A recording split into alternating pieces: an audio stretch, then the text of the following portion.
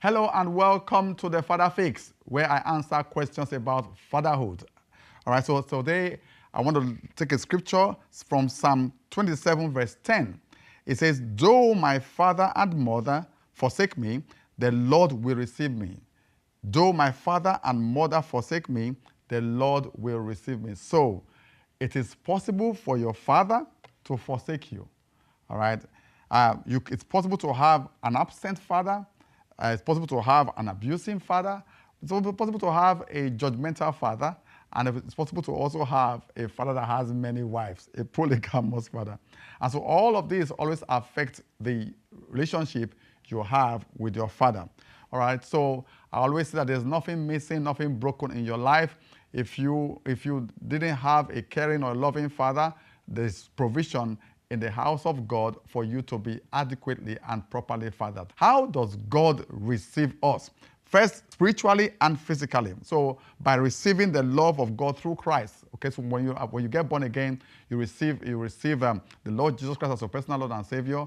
That is God actually receiving you. And so if you are not born again, I say give your life to Christ and God becomes your father. Secondly, physically, by giving us spiritual fathers, right? By giving us men who will stand in the place of our father.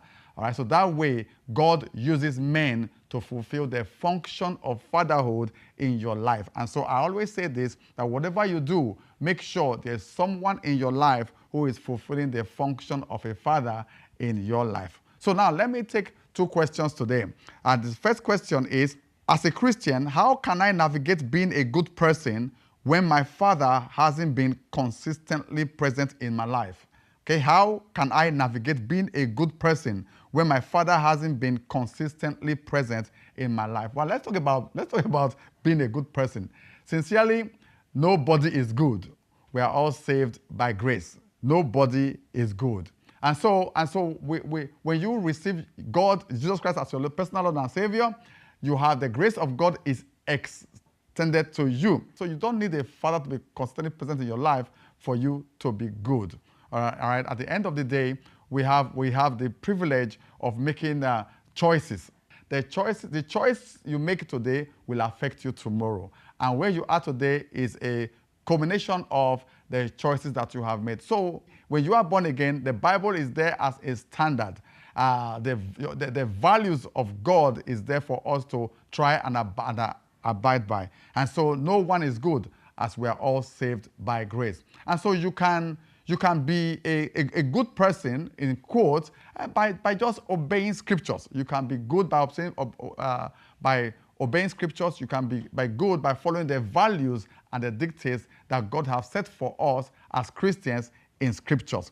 And so you don't really need a father. So you don't really need a father figure to help you navigate that. So and then if your father wasn't consistently there, you are listening to this message right now. You are on this channel right now. Listen to the first episode. All right. So there are men and women there are men that God has placed around you, that God has already anointed to perform the function of a father in your life. And I hope that helps. All right. So what that means is that I'm saying no one is good. We live our lives according to the dictates of Scripture, and will be measured by our response to the message of Jesus Christ. And that is our yardstick, and that is our what we all aspire to live up to.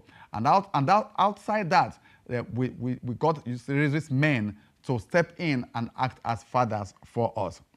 So the second question says, how can I avoid feeling resentment towards a father who is quick to criticize but is slow to celebrate me? I'm grateful for his presence, but it can be draining. Well, child of God, number one, like I said in my previous messages, the extent to which you can father is heavily dependent upon how well you yourself is fathered. I will say, number one, just have a heart of forgiveness. Okay? Have a heart of forgiveness. Your father is doing that because that is all he knows. Probably that's how he was fathered himself. That's all he knows. Okay, so I would say Set boundaries. Number one, ensure that you do not take those things personally because he's acting based on what he knows. But most importantly, have a heart of forgiveness. All right, resentment is not good for you. And Jesus said we should forgive 70 times 7. And so avoid resentment. Avoid resentment. And so try as much as possible to manage the relationship in such a way that what he says do not affect you and you do not provoke him. All right, so try and avoid that situation. But also ensure that you forgive him and you do not carry resentment in your heart. I hope that helps, and I look forward to the next video and the next question. Be blessed in Jesus' name.